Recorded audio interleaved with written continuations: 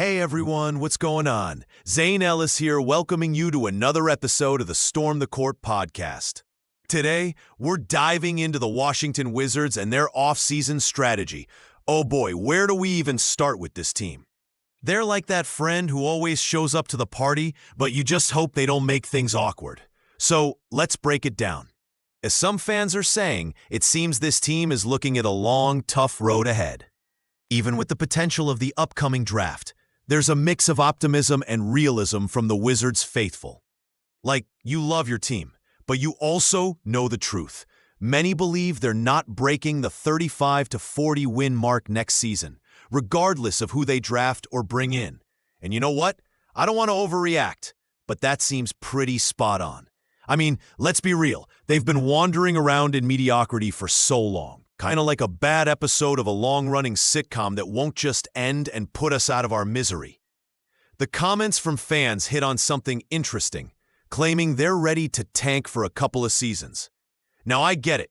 Look at the OKC Thunder. Well, they've turned a long-term tank into a gold mine. It's kind of like having the worst poker hand ever, and then, boom, you pull that royal flush, and suddenly you're sitting pretty. The Wizards need that same approach. And they've got some intriguing piecemeal talent in players like Bilal and Sarr. Develop those guys, drop the unnecessary contracts, and you might build something worth watching. And let's not forget how disheartening it's been for fans who've watched John Wall and Bradley Beal hog the cap space and the spotlight for years with little to show for it. It makes you wonder if they could have taken a page from the Caron Butler era, the grit, the excitement, back before vintage LeBron wrecked everything for them. Those were some fun teams, and honestly, I wouldn't be mad if they found some way to spice up the vibes again. But here's the kicker. Fans who dare to dream about a turnaround are cautiously optimistic. They want to see development over results next season, which, I mean, isn't that just the essence of being a Wizards fan? They've barely won over 50 games since the Nixon administration, or so it feels like. The hope is there. The potential is palpable.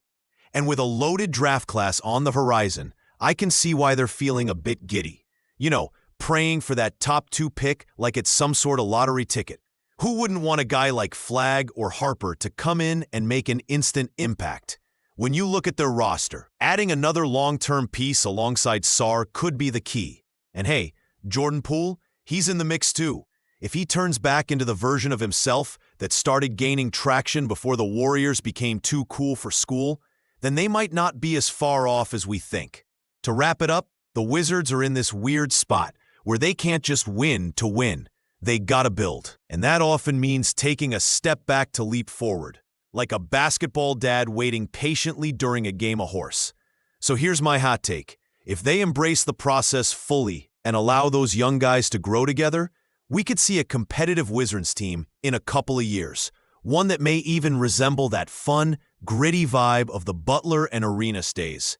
That's a pretty bold prediction, I know. But hey, we're here to push the envelope, right? We'll be back soon with more insight and hot takes. Stay tuned.